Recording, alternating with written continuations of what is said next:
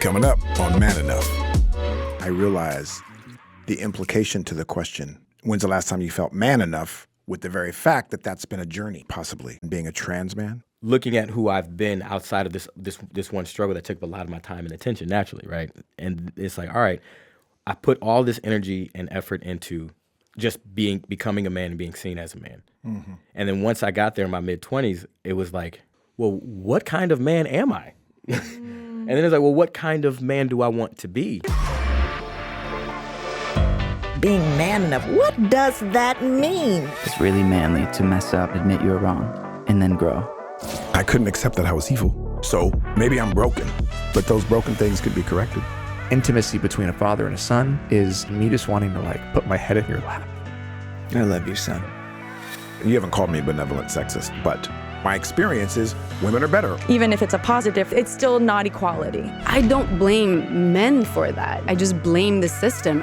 This is Man Enough.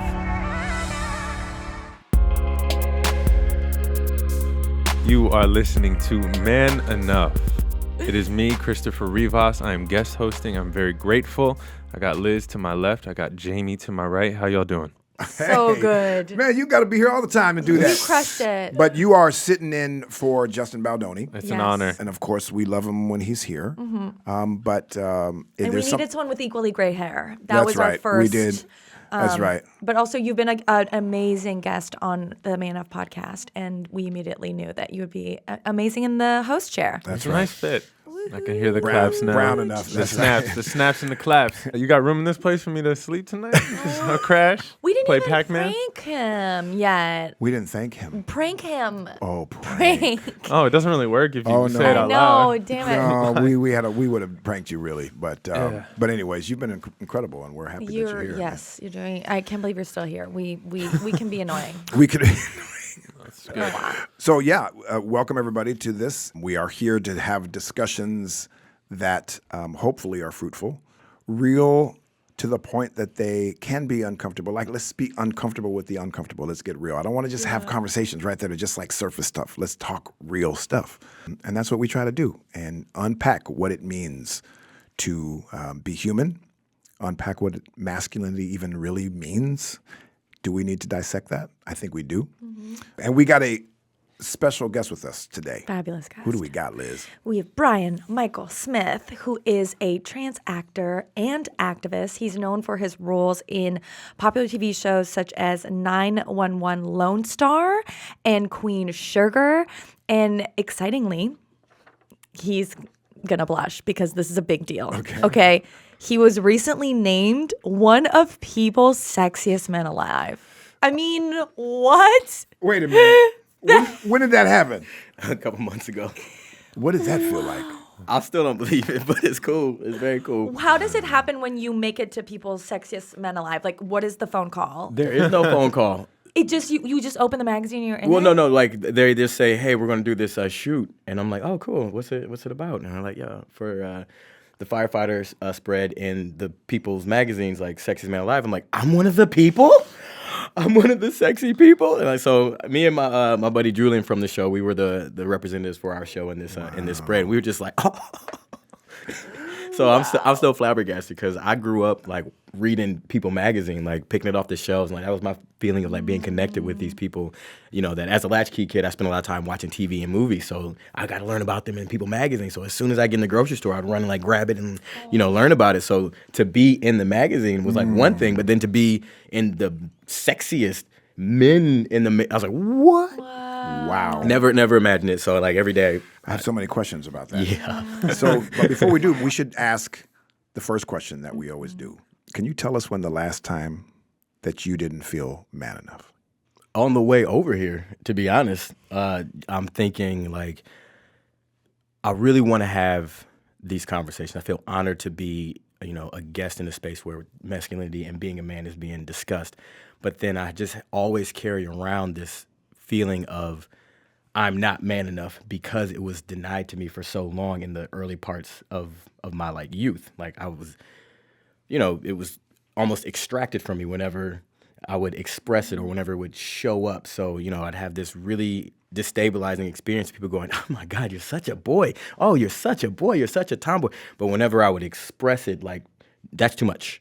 And you got to get that out of you, and we got to pull that away. So I've spent, my adult life, a lot of my youth, like trying to hold on to my own sense of ownership of being man enough, but then feeling like at any point someone's going to come and try to take it again. You know what I mean? And so it's like, okay, I've been invited into a space, which has happened before, where I'm on the boys' football team, I'm in the space, but just knowing at some point someone is going to try to take it and say no or disqualify it, you know what I mean, or invalidate it. So every day I feel like I have to do it, and especially when I'm in spaces where I'm like feeling good and feeling comfortable, it's like I have to overcome that within myself before I face it. Because then once I overcome it for myself and I go, actually I am. I have, I am.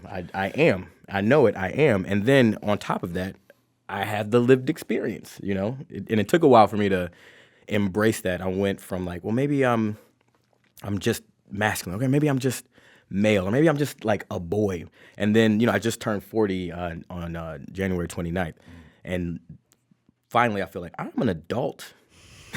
like for real, like I'm an adult. I'm a man. That's where I am as a male identified person. Like I'm an adult man, and feeling my relationship to that now from this vantage point is different because like I have 20 years of being an adult. As a man, I feel like I can own it, but I still feel myself bumping up against like, but are you though? But are you though? Well, that's why when I was asking the question, I realized the implication to the question is so different, maybe, possibly, to than if I ask Chris. Because of the fact, of course, you're a man, but of the very thing that you just said, and being a trans man, that has a different thing. Yes. When's the last time you felt man enough with the very fact that that's been a journey? So I appreciate you sharing that. I got a question about representation. How does playing a sort of a firefighter, something so masculine, I think we associate that with the manliest of men. How does that reach men? How do you being in that part? How does that reach men? What have you heard? Yeah, I think what I've heard is from people saying it's like they can actually see themselves, like feeling like I could never do this, or I could never be man enough. And like when I see that you're able to do it, it makes me feel like I, being exactly who I am, can be what I have dreamed of being. That's kind of been like the overall like message. Because a lot of people think like, oh, I have to change, I have to be some different, I have to be some version to like be. It's like, no, you can be who you are as a black firefighter, as a female firefighter, as a trans firefighter. Like you can just show up and do the thing. Do you get to play roles that are just simply a man, or have you, versus a character that's a trans man? Yeah, I have. So that you don't rub up against that?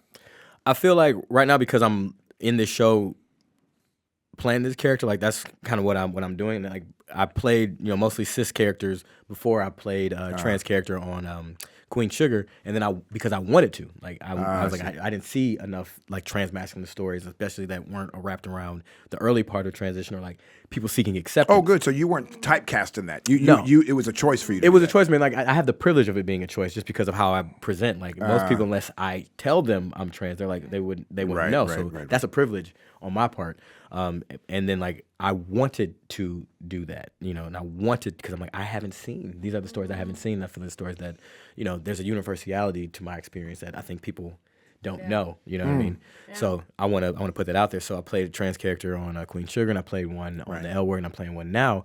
And the door is open to play. Basically, like what I'm interested in now is like different ways of coming to self-acceptance. So characters that are working, on self-acceptance through circumstances that are thrown on them, because I feel like that's what we're all doing. Beautiful. So my language is I'm still learning how to properly have this conversation, to hold space for those who are grappling with gender and have real questions. Aside from the people, I don't mean the people that are like shaming and judging and that, but have real questions, and learning how to do it and what's okay to ask and what's not okay to ask. And like, for instance, you were named Sexiest Man on People. And does that come with anything? Like, are you getting backlash from people who are saying, well, blah, blah, blah, because of your experience? I mean, for me personally, and it could because I have like safe filters on my my social media stuff like that. Not too much coming to me directly, right? But I'm aware that it exists, right? Like I've seen, like some comments, like if you go to like the people post about it, there's comments underneath there like, well, what, is this really a man? Or anybody can say anything these days, and I don't necessarily take it personally because they don't know me, and I have a very deep awareness of like, you don't know what you're talking about. And it's like you're talking at me and you're talking about yourself. It's weird. Like I can see that like because you don't know me, whatever you're putting out on these comments, it's you. That's a reflection from you and whatever it is that you're grappling with. You know what I mean? Which is sad because that's coming from a place of hurt or pain or where something was taken from you.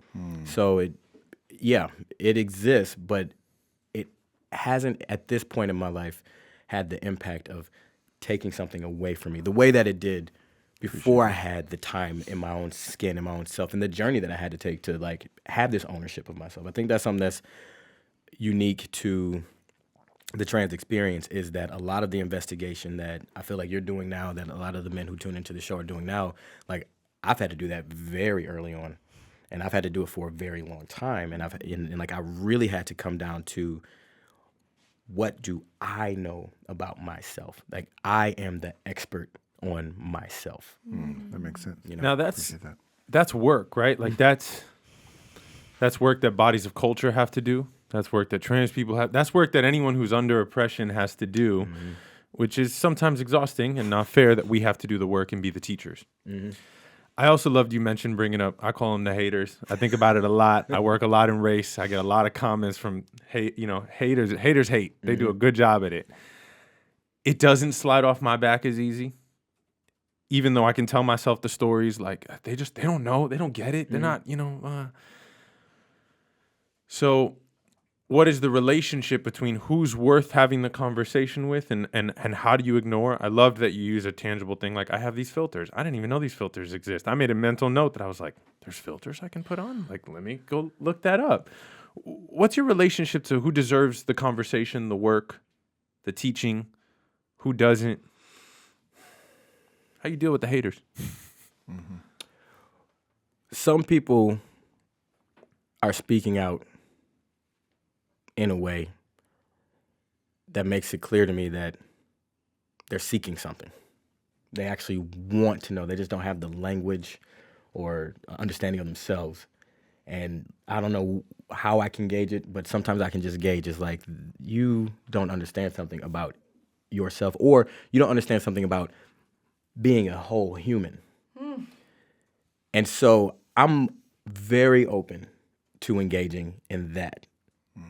But if I know what is being said is coming from a closed place, like you're like entrenched in this and you're like reinforcing your own sense of belief, and I'm not engaging in that because that's not for me, and it's not going to penetrate. And then sometimes I'm aware that there are other people around who are open, who need to hear something. So even though I'm talking at the person who's closed off, I'm speaking for the other people who are listening, who didn't have the courage to ask. So then I'll engage because I know you're not going to change your mind. I know that this is something that's close to you, but there's some other people around here who want to know the same thing, and I feel like it's okay, And what's an example of, and I think what you're saying is so crucial and important and applies to so many people who are listening, no matter what their identity is. It's really hard not to take things personally when our brain is literally programmed to take it personally and see any kind of disapproval as a threat, right? As an attack and a break of connection.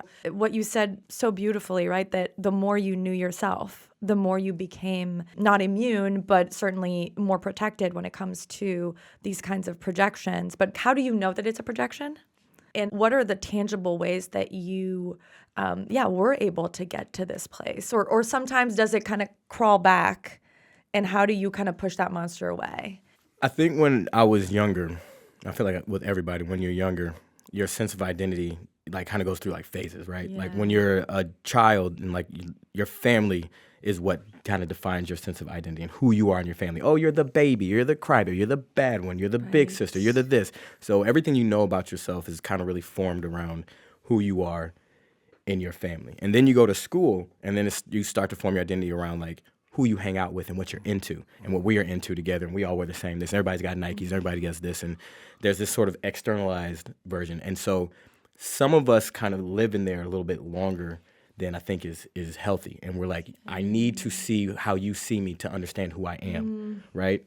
And so the projections work because you don't see that as a projection. Like that's really me. That's a reflection. That's really who I am. So if you think that I'm selfish, I'm selfish, and you internalize it. If you think that I'm cool, then I'm cool, and you internalize it. But then as you start to move away from those people that you grew up with, when you move out of that school environment and away from those relationships of circumstance, like the circumstances change, you graduate out of school, then we get lost when we go to like college, when we leave our like towns, because like who am I? I have nobody to reflect back on who I am, and I'm looking for external people to tell me who I am. So some people, and I feel like myself, I realize like it's unreliable. Right. And that's, I think, what helped me, how transitioning, like the darkest points of my transition that helped me get to that point really early on was that even the people that I love are unreliable reflections of me because they have a stake in their identity, in their idea of who I am. And they're not going to let that go. Right. They can't. So it's like, even though, my mom loves me so much, but she doesn't really know me and she doesn't want to know all of me right now because she has this idea of me that she's holding on to. And like, we're bumping up against that. And so I can't ask her. I can't trust her interpretation of who I am because she isn't willing to see beyond what I know isn't true. Right? Same thing with my pastor. Like when I was 12, I got born again, and I was like, trying to have my own relationship with God, and like I felt like my pastor was going to like get. It's like even you have a stake. Everybody has a stake in the idea of me. So it's like it's really up to me. Wow. And I'm like, I'm the expert. So it's like the only one who knows me is like, it's me and God. And you can't speak for God because you have an idea. You know what I mean? And so because I had that like drilled down moment where it's like everybody else's interpretation of me is that it's an interpretation. Okay. I really need to understand like who I am. And then it made it easier for me to stand on who I said I was in a way that was different from when I was a child and when I was a teenager. And I had to fight for it, and it was still difficult because I intrinsically knew something, and I wasn't afraid to hold on to that knowledge anymore, to like to advocate for that knowledge, right? So like I'm a guy, I know I'm a guy, and I'm going to say it now in a way that I'm okay with saying. Whereas when I was younger, it's like people look at me different, or they treat me different if I say that I'm a boy because they're gonna be like, well, why do you wear your hair like this, and why is this that? And so it's like I can't say it, but I know it. And I was like, I know it, and I'm going to say it, and I have to try to work with the incongruence around how my body is presenting as opposed to like who I am. And so like once that got into alignment, there was like a sense of peace. Yeah. You know what I mean? Because again, now it's like who I am can't be extracted from me. This part of who I am can't be like pulled out. It can't be denied. And then even if it is, it's like, that's on you. Like I realized how external it was. That's on you. Yeah. It's you trying to tell me who I am. It's you trying to tell me who I'm not. It's you are uncomfortable with your idea of me because you don't know.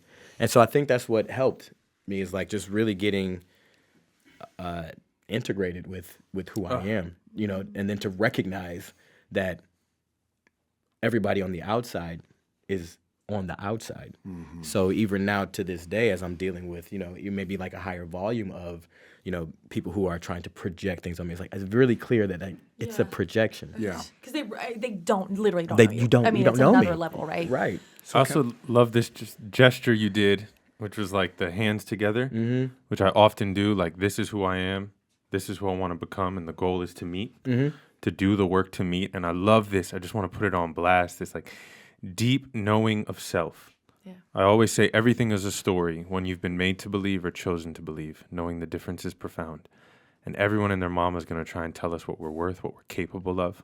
But only we know, like only you knew your worth and your and who you were and your truth and your potential. And amen to the ability to stay true to that. I mean, I think that's been the struggle of like adulthood for me, is because I shift. We all shift. Like things change, and then you have to face who you've been. So like, adulthood for me has been like looking at who I've been outside of this one struggle that took a lot of my time and attention naturally, right? And it's like, all right, I put all this energy and effort into just becoming a man and being seen as a man. Mm-hmm. And then once I got there in my mid-20s, it was like, well, what kind of man am I? And then it's like, well, what kind of man do I want to be?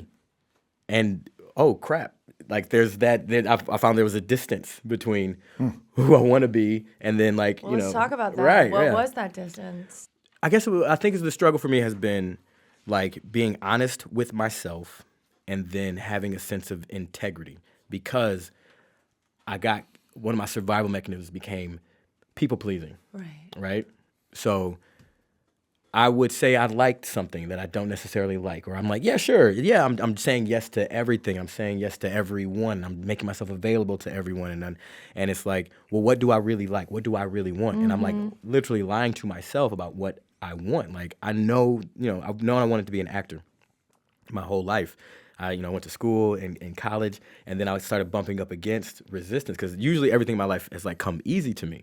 And so like I'm thinking like this is going to be easy. I'm just going to have like success. But once I started meeting challenges, I thought that meant that I was doing something wrong, and I had a lot of shame around that. So it's like having an exceptional like intellect as a child. Whenever I didn't know something, I would be like ashamed of that, and I would hide. I'm like, hey, I don't know, and I'll figure it out. But I know, even if I didn't, and I wouldn't seek the kind of help that I needed, and I wouldn't be direct about what I was trying to do or anything like that. So I knew I wanted to act. I'm finding it difficult getting parts in the play because like I don't know these musicals, and I don't know musical theater world. Like I'm a TV film kind of person, in the way that they're doing. I was like, I don't know about this. So I'm thinking like maybe I'm not really an actor. And then even having a professor like in my acting school, say when we brought in projects that we could work on, we were able to bring in scenes. And I brought in the scene between two guys, and he's like, "You can't do this. Like, everybody's going to see you as a black woman. Why would you bring this scene between like two men?" I'm like, "Oh, maybe you're right. So maybe this isn't for me." So like, invalidating this core truth in myself and like believing it, and then like quietly operating with that in the background. Like saying, "I'm just going to do it. I'm going to learn how to do video and film production. I'm going to make my own stuff," but then not really centering myself, or like putting myself in parts, of really going to look for auditions, like staying back in Michigan longer than I needed to, even though the pull to come out to New York or to LA was like really there, right? And then getting to New York and then doing all this acting adjacent work. I'm teaching acting to the young people, and I'm doing improv like in my work, but I'm not really going for it. It's like, well, and thinking like, oh, I'm not enough. Like I only have middle school credits on my resume. I can't go to this fancy conservatory. So just like this denying of myself and ignoring what I really wanted. Yeah. You know what I mean? And so like find the distance between it. Like I had this moment where I'm like teaching these young people, don't let anybody get in the way of what you want to do. And like you got to go for your dreams and don't let and I'm like, oh my God, I've done that. I'm not doing it. And that's what people pleasing is. You've really put it so well. It's basically invalidating yourself. Even in the term people pleasing, right? It's like so focused on how you're treating other people, and it is about like putting them first, or the things that you name. But it is like at its core an invalidation of yourself. And the more you people please, the less you know yourself. And then the less you realize you're doing it because you have no core to come back to. Right. And what does people pleasing look like for men? I'm curious, because I think we talk a lot about it with women. I'm just curious, like what were the ways that you saw it pop up, if there are men who are listening who might not even realize that they're people pleasers? I think like going along with things that like I didn't necessarily want to do, or not taking the time to really think about something before I had an answer about it. Like just kind of sticking, I'm just going with the flow. I'm an easygoing guy. Right. Like no problem. I'm an easygoing dude. Like let's go do this. Let's spend this money. Let's, buy this beer. I don't have the money, it's like, and not being okay with that. Like I'm broke and not being okay with that, like competing and going after things like I don't want that, but I'm going after it as if that is something I truly desire, because I'm thinking that's what I'm supposed to desire. I'm going on a date with someone. I have no interest in this person, but everybody's like, she's cute. She's like, okay, sure, I'll go. I don't, why did I do that? Or, being with somebody's like, I don't want to sleep with you, but everybody thinks we're hitting it off. So maybe I should follow this. It's like, what am I doing? Yeah. You know, like, what am I, So Yeah. doing things or like being beholden to ideas of what I even think people want. Nobody's actually expressed like do this, but like think I guess this is what I'm supposed to be doing. So maybe I should do it. So people pleasing even in that. And then I realized, oh man, I'm people pleasing people who are not even in my life anymore. Yeah. You know what I mean? Wow. Like it was really. I'm holding myself to standards to people who do not matter anymore. Wow. But it's like I'm still carrying this idea around from something that was told to me when I was 18, when I was 22, and it's like I'm still doing it. And it's like I don't even like this person. Who? Yeah. For who? They're not even watching. And I didn't even like you, but I'm like, I guess this is how I gotta do it. You know? Yeah. Oh my God, I relate so hard. It's like so crazy. Yeah. And it's like I realized like I'm carrying around the values and the voices of people who are not in my life anymore. Yeah. You know? And people pleasing also for men doesn't just look like, and for everybody, but I think particularly for men, because I feel like we don't necessarily talk about it as much. Yes, it's with like people in your life and family members and girlfriends and partners, but it's also with like masculinity standards. And there's a, pretty interesting study that came out of NYU that showed that like a lot, we know that a lot of women will go along with sexual contact or intimacy that they're not necessarily comfortable with. Men do it too. And there was a study on like younger men who were, in their sexual prime, right? Like men in their 20s, always up for it. And I'm, if you're listening, I'm putting quotation marks, obviously. But that whole like expectation that a man is always ready to have sex. And so a lot of men will actually deny themselves like, to say no to sex. And I think that is a form of people pleasing that we don't really talk about, like how it impacts you like sexually and intimately, that you end up not necessarily being in a situation where you're being assaulted, but where you're like, I didn't want to do that. And I went along with it and I don't even know why. I think it goes into so many other realms, I guess. I have some questions or observations. We talk a lot about masculinity and femininity, right? I don't attribute masculine qualities to be male assigned, nor feminine qualities to be female assigned. Rather, these are attributes that we should all humans should, try to learn how to use for the benefit of yourself and for all people. So what have you learned, or what do you believe about masculine qualities that are really good for humanity, for us as men, that we should hold on to, and the other ones that maybe you have learned actually has not served you, are not serving other men, and ones that maybe you had a perspective of that maybe I was deprived of because I just was expected to be that, but you weren't expected to be that. You had to have a different walk through that. I think what makes my experience unique is that my manhood was like acquired. It wasn't inherited, right? So sometimes when you're just given something, you don't have to examine. It's always there. So you don't have to look at it. It's like it's just this thing, and you don't really have to deal with your relationship with it until you want to, if you ever do. Where mine was like, I have it. I'm being denied access to it. It's something that, I'm not supposed to be necessarily inheriting, but it's like, I know it's a part of me and I'm interested in it. And what am I interested in? Because I would get asked often, like, why do you want to be a boy? And it's like, I don't know. It's not, you know what I mean? So it's like, okay, what is it about being, I think my mom posted, what is it about being a boy that's like so interesting to you? And I was like, I don't know. I think it's just to be, first I just want to be myself. And then I want to be able to express myself the way that I want to.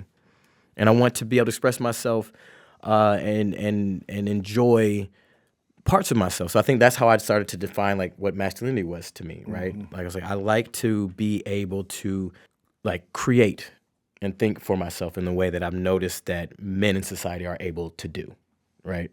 Where there's not an expectation for you to just receive and just take direction and do things. Like men get to determine who they are. They get to go out into the world and they get to hunt and they get to go seek and they get to do this, where women are supposed to like take what is given to them and then, make something amazing out of it. And I'm like, well, I mean, and this is like just the rudimentary like understanding that I was like grasping at from what was being presented to me like as a young person. So it's like I want to be able to go out into the world and do what I want to do, and I like being physically strong. I like being to do things with my hands. I like being able to like show my sense of value and worth through physical exertion.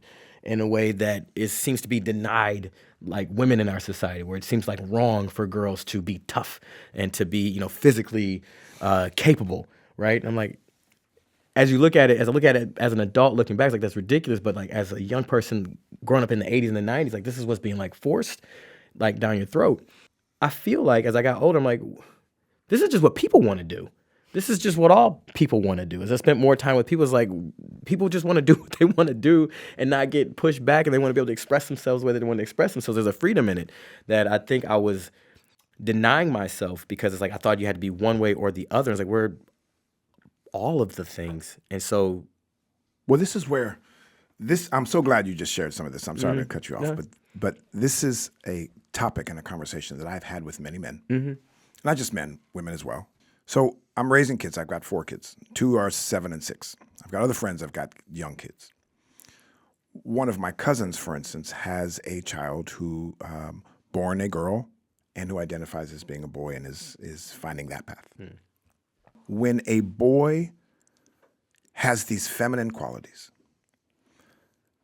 and does the things that are, air quotes, stereotypically attributed to girls, they're called names. Oh, you're not a boy, or you're a this, or you're a that. Or you have a girl who has all these other attributes, maybe more masculine attributes, and you're a tomboy, and you're this, and you're that, and you're that. So then, is it possible that kids feel themselves on an island rather than if a parent or society said to a young boy who is 6 years old, who has all these feminine qualities, you're such a beautiful boy. I love that you have these qualities. Do you feel if parents, if society embraced us as we are and it was okay to be whatever sex you were and you were exactly that, do you think that maybe you would have found yourself in a different place had you been fully embraced for who you were at 8? some of this has to do with kind of knowing the difference between sex, gender identity, and gender expression, right? So like sex, I feel like is talking about like biological body, how your body manifests, your relationship to that, right? Your gender identity is how you identify yourself, right? So like when you close your eyes and you picture yourself, what do you see? And I feel like that's your identity. And then your expression is how you express that gender identity. So some people, even, their biology is one way, their body shows up this way, or maybe it's a way that's, we assign as male, right? And when they, close their eyes and they picture themselves, they see themselves as a male, but what they like to express on the outside is the feminine qualities of themselves. They still see their body, and they still identify as male, but they really like to express the feminine aspects of who they are, right? Or you could have a different, calibration where it's like your sex is assigned female, but when you close your eyes and you picture yourself and how you feel about yourself is male, and so then you express your masculinity. If people had, or like parents or society would have room for the different calibrations, then yeah, I think we'd be much better off. Because then you could just be who you are, and like you could figure it out as you go along. It's not always necessarily set. I feel like maybe some things might be kind of locked in a little early on, but then some things you kind of, as you go through life and you experience things, you're like, well, I really like to express the feminine side of myself, and now I personally choose to express more of the masculine side of myself because that's just what I decided I like to do as I experienced more things, right? So we play with these calibrations as we get affected by and we get experience with the life outside of, the womb or that like close family unit. And yeah, the problem is when people try to force their calibration on somebody else. I'm calibrated this way. You should be calibrated this way. My sex is set like this. My identity is set like this. My expression is set like this. And you came from me, so that's what you need to be doing. And also, I think that society is going to be mean to you. So to protect you from them being mean to you, I'm going to make sure you are set like this, which is like even more damaging because like you're supposed to be the one that accepts me as how I am, and like protect me. Sure. Like that's your job to protect me, not and protect me not by changing me, but by helping the other people make room for or see that, hey, this is something else. And like, I think the problem is, again, where a society assigns value on different calibrations and configurations, right? So if we live in a society where the masculine has the value, that masculine is assigned the higher value, then yeah, the parents are like, I just think you're going to be better off in life if we turn this down and turn this up. I promise it'll be worth it in the end. Trust me, I know, because I struggled and I'm wounded and I don't want you wounded like me, as opposed to dealing with the thing that caused the wound, right? And then they end up causing more of a wound. So, you know what I mean? Absolutely. And I appreciate you answering that or giving some context to that. Because these are conversations that are had with love. And then oftentimes like, well, I don't know how to, not just me, right? But some people who are like trying to figure it out. Some of our listeners who are trying to figure it out. And I want us to figure it out. Yeah, and then here's the thing too is like, you might not necessarily have to figure it out. You could just know that some people are different and they're having a different experience. And whether you don't understand it, it's okay. You don't have to understand it. They're still here, and they're still humans. They still have feelings. So even if you don't necessarily understand it, you can just understand that that is our person, and they're having an experience. And I'm noticing that when this happens, that causes pain. I don't want you to have pain, so I'm going to help you to not have pain. Tell me what I can do if you want me to even be involved in that. You know, but it's like I think sometimes understanding can help, and then sometimes you can even just take a macro level of going, you're different. And there you are. And that's awesome. You know? You're you. Yeah. You're Not you. you're different. You're you. You're you. I was having this conversation with a friend of mine because we were talking about like artificial intelligence. She was like, you know, how can a thing experience like pain or whatever? And it's like, well, you could be in pain right now. I don't know that. I don't feel it. But you're experiencing it. But just because I'm not experiencing doesn't mean that it doesn't exist, right? So like your experience with your gender and like what's going on inside of you, that's not my experience, but it doesn't mean that it doesn't exist. So I'm going to accept that even if I don't feel it, or even if my world, my experience is different, it doesn't mean that that's not true for you. You know, like we live in this big country, right? And it could be snowing, blizzarding in Colorado, and sunny in Florida. Right?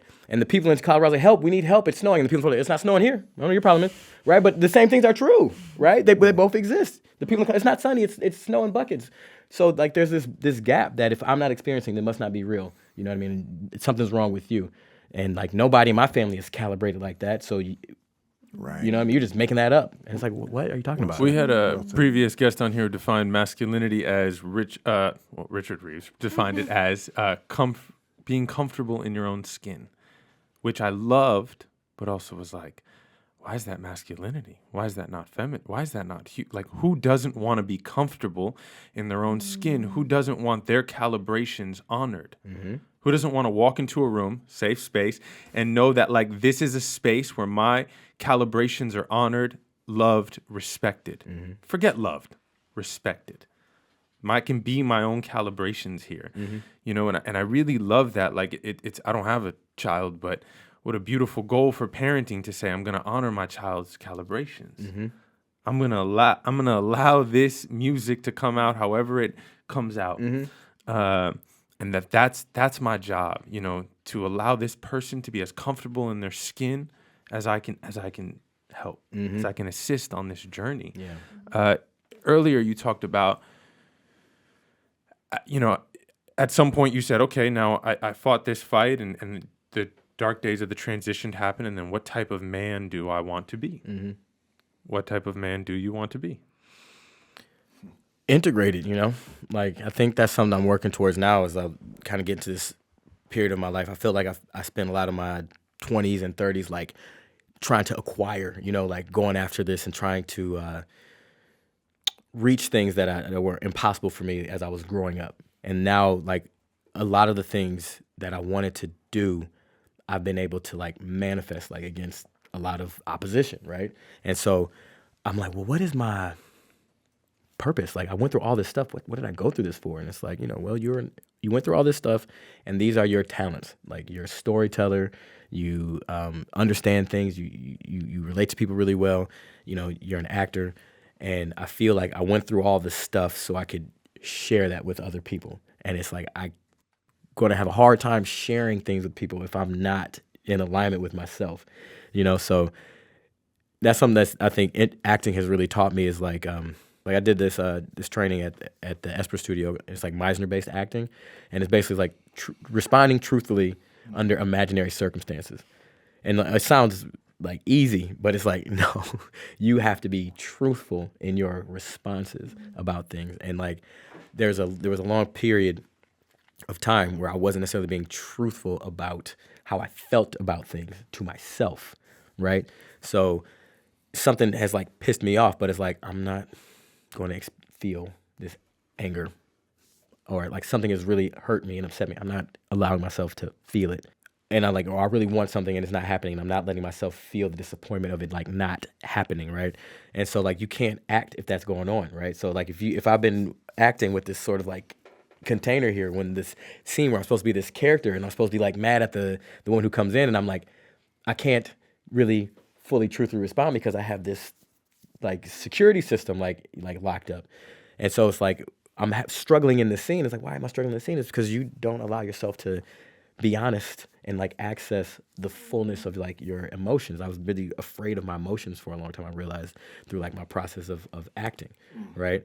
I'm like, and because it was happening in my work, it's like, this is happening in your life. Like if you can't do it in the safe space of this scene, then you're certainly not doing it like at home. So like having to like go through therapy to unpack, like, well, why do I like sit on my anger? Why am I afraid to, experience fully? Why do I intellectualize every difficult emotion?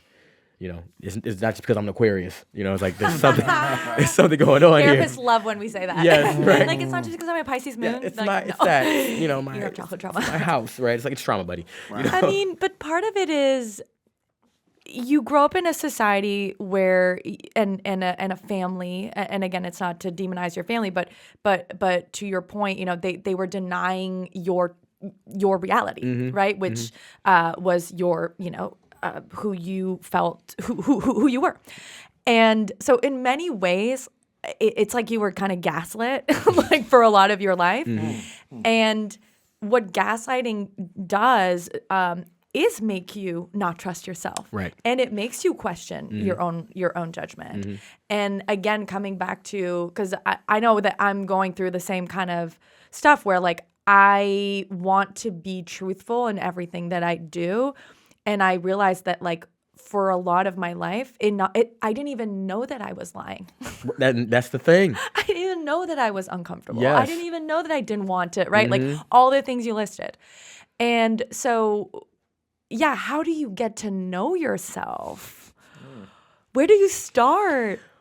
Okay, I think it's like a mix. For me, it was a mix of like mindfulness meditation, right? Where I could like sit still and just kind of like pay attention to what was going on, because I was so busy seeking. And like, okay, I'm broke, so if I was able to get enough money, then I could be cool, I could be calm, and I could figure out what's going on next. Like I'm seeking, and it's like I'm just busy all the time. But then like when I'm still, what is going on?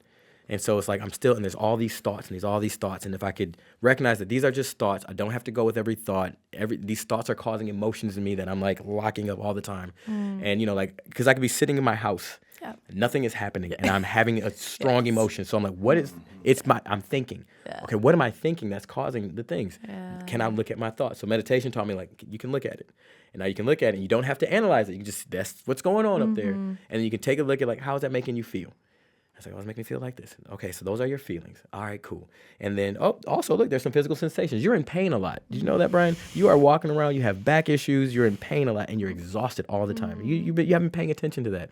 Oh, okay. And that's also causing feelings. And then the feelings are making you try to like think of solutions. So your brain is going like this. So they're all interconnected. So that helped out for sure.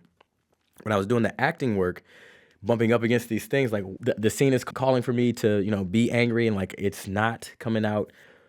Let's go to therapy to unpack what's coming up. Like acting class is not therapy. Let's not make that your therapy session. Go see somebody and talk to like somebody on an individual level. Let's unpack this in a safe space, right? So I started going to therapy as well to sort of start to navigate the things that were coming up because of class.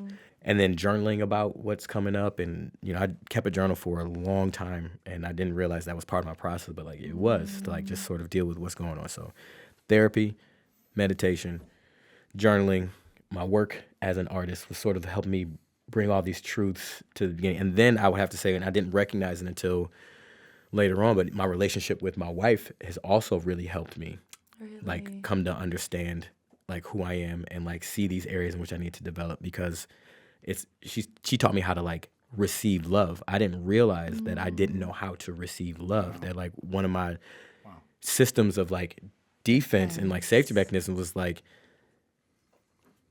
everybody who loves me is going to ask me to give up something important.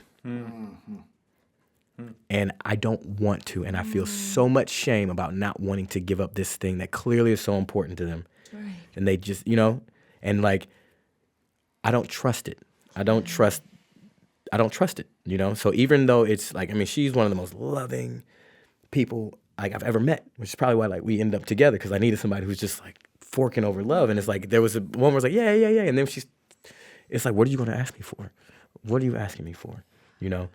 What's the cost of this? And so like we were fighting each other on an invisible like level, where she's going like, let me in. And I was like, you better get the hell out of here. And I don't want that. And I'm like, well, they'll come back. So like that energetic, that's what was going on, where she's like, I'm make room for me. And like, I'm like, I don't want to, because you're going to ask something of me. You're going to ask me to give up something. And like, this battle between her desire as, my spouse to be, number one in my life. And I was like, no one can ever be number one in my life. Like, don't ask me for that. I'm going to have to volunteer that, but you can never ask me for that. And like having to navigate it, having to deal with that. Well, you're saying this to your wife. I wasn't saying it like out loud to her, but like that's what was happening inside of me as I realized, we met. How long you been married, by the way? Oh, our anniversary's coming up on like 2-3 days. What's that? 8 years. 8 years? Yeah, all right. we've been together since December of 2009. Beautiful. And it's like the longest relationship I ever had. I met when I was like 27, and we've been married, and so we've just been kind of like navigating this out. And like I'm talking about it like on a macro level as I've investigated and figured out. But like this is what I've discovered has been going on. Is she your number one now? In some ways, yes. And it's like it comes from me, as opposed like I'm choosing it, as opposed to like the expectation is like when you get married, you put the wife, and I'm like, you can't ask that of me because it's been taken. It's been like people have forced that onto me. Like I have a lot of resistance to being forced, or like expectations, or doing things because of an expectation, because I have been asked. Yeah. Well, connection for you was betrayal. It needed you to betray yourself in order to connect. Yeah, and then I thought that was true, and then I would try it as the people pleaser that I am. I was like, well, this is going to work, and if I give up, and it's like I hate this, I hate it, I hate it, and I hate it. I love you, but I hate this. And I got to reconcile this. I have no idea how. And so the therapy, the acting work, and then like our relationship work, I think it sort of helped me see like that's what's going on. And then like her giving like because she like truly loves me and like is unconditional about it, like knowing that let me reveal that, and then like still being honest about her experience on the receiving end of it, because clearly that doesn't feel good. And her having to set her boundaries on like, hey, this is what I need from you, and this is what we're going to tolerate, and like we're going to work through this together and find like solutions that work. But it's like knowing that this is what's going on to me, and how are we going to work through this? Yeah.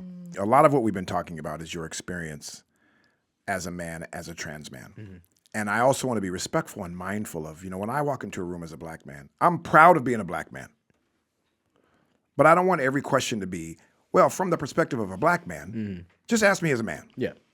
And I imagine, too, you're very proud of who you are, and you're a trans man. You put it, it's public, and that's where you are. But also, I imagine I don't want it to be where I'm in any way having a disclaimer, right? You're a man, you're married, you have a life, and I don't know if that resonates for you in that regard, as it does for me. Of like, I'm not always being asked as a black man. I'm just a man, and yet I'm very proud of being a black man. Yeah, right? well, no, because I appreciate like that recognition. That's not my experience here right now, and I feel like we're speaking from a place of like my unique point of view. Yes, you know what I mean. Like my experiences really shaped my point of view, and like on what being a man is, what masculinity is. So like it makes sense. Okay. Like if we were like Just in the they're street doing an hanging out. interview about like a movie. You know what I'm saying? Like, it's like, why are we asking about this for? And I'm like, Okay, so the context the makes sense. context makes sense. So Yeah. with that, and also just wanting to honor that, I have questions just like, as we are trying to unpack and make the world better, and there are some things about masculinity that just don't work. Yeah.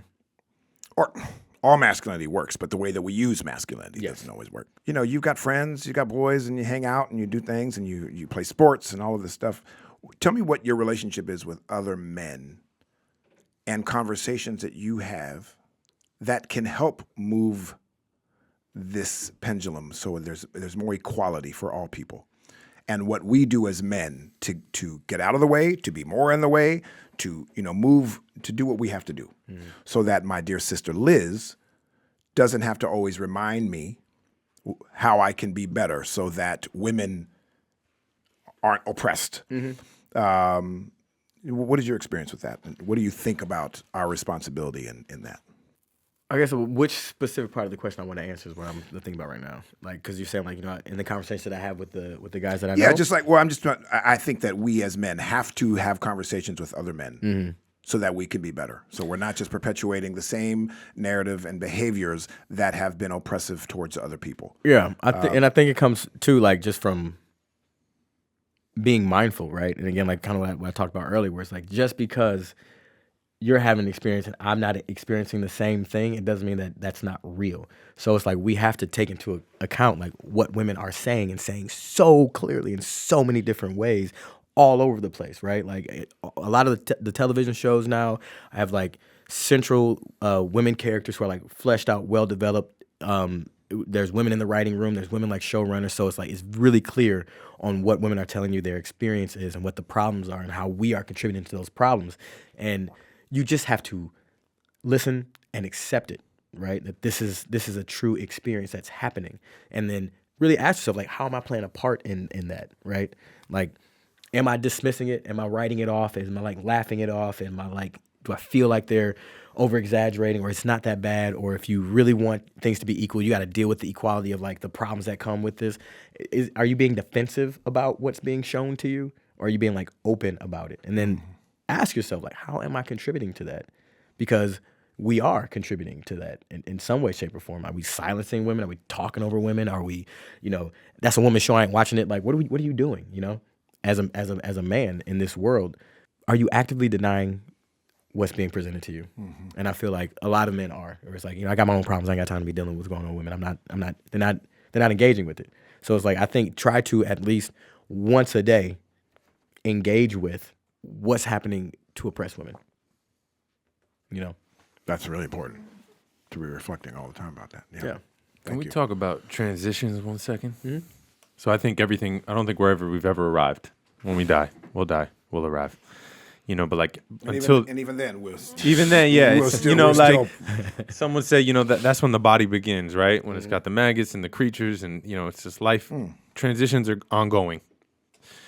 Some transitions require more heart and more courage than others, but everything is transitional. For people listening who are inside of transitions, possibly very difficult transitions, what's some advice you have, words? How do we approach difficult transitions? I've come to learn that most of the pain in my life, or like, especially when things were the most insufferable, came because I was in denial of something. And that as soon as I stopped denying what was happening, I won't necessarily say like ease came, but like I was able to move forward, move through whatever I was facing. You know what I mean?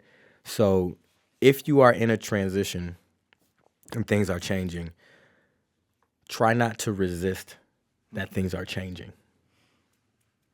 And then try to, and if you need to, like, grieve what you think you're losing.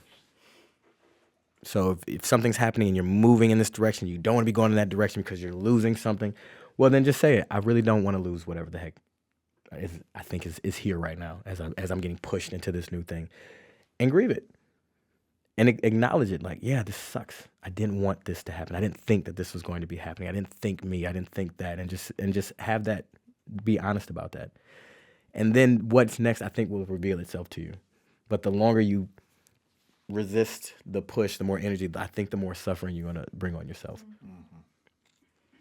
Let the heat kill you. That's what my meditation teacher says. Yeah. Let the heat kill you. Let it take you. Go through the experience, not around it, not over it.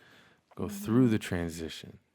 And I was in a yoga class, and that guy also said, like, everything that's good that's going to happen for you, like, change necessitates salt water, tears, sweat, or the sea, the ocean, right? Like, it was a very hot yoga class. Should we rapid fire? Yeah, let's ask a couple. All right, Brian, when's the last time you cried? A week ago, I started trying microdosing to because again, like I found myself very much resisting like what my emotional experiences were, and like trying to run it through my intellectual thing, and like my friend said, you should try this. And it worked. Wow. Yeah. Good for you. Let it all out. Let it out. Well, I just want to tell you personally how much I appreciate you coming on our show and how elegant you are in explaining and sharing something that oftentimes is not, because it's messy, because we're all learning how to walk through the world with one another. And we have people that are unlearning things that we've been told. Learning new ways to think. And oftentimes it rubs up against core beliefs. That then, for me to accept this, that means I have to challenge this core belief. But maybe that core belief needs to be readjusted, right? So I appreciate the ability to have these conversations. Not everyone can. You know, I'm a person that can have a conversation about race, and I can deal with white people having every problem they do with me. Because I get it. You know, I can have that conversation. But another sister of mine is like, it's got no space for it. And she has every right to not have space for it. Everybody has a different capacity of what they're able to just continually talk about. But for those who are able and have the grace and compassion and mercy to help the world get to a better place, I'm really grateful for. And thank you for this, right? And for helping us be better humans. So with that, we like to finish our podcast with a particular question. How about you ask it, Chris? What's our final question? What does it mean to be man enough? Well, that's a good question. I think to be man enough means to be brave enough to look inward, to see who you are, to offer love to what you find, and then to share that with the world. Thank you for sharing your love with us. You're welcome. Thank y'all for having me. I really, really appreciate this. It's so sweet. Wonderful. Thank you so much. Let's go ride our motorcycles. Let's go. Hey, he motorcycled here. We didn't mention that. I rolled in. Our first guest arriving on a motorcycle, I believe. Probably is, indeed. All right. Well, if you like what you've been listening to and want to follow us more, you can follow us at Man Enough such and such on Instagram and blah, blah, blah. You can go to the manenough.com/podcast. You can listen to us. Just say it. manenough.com/podcast. People know how to find people nowadays. We always like spoon food things. Follow us at manenough. Come on now. You can find Man Enough. Google it, the all podcast. right? Google me. Just Google me. And join us for more conversations. And until next time, I'm Jamie Heath. I'm Liz Plank. Christoper Rivas. I'm Brian Michael Smith. Michael Smith. Hey. And this is Man Enough.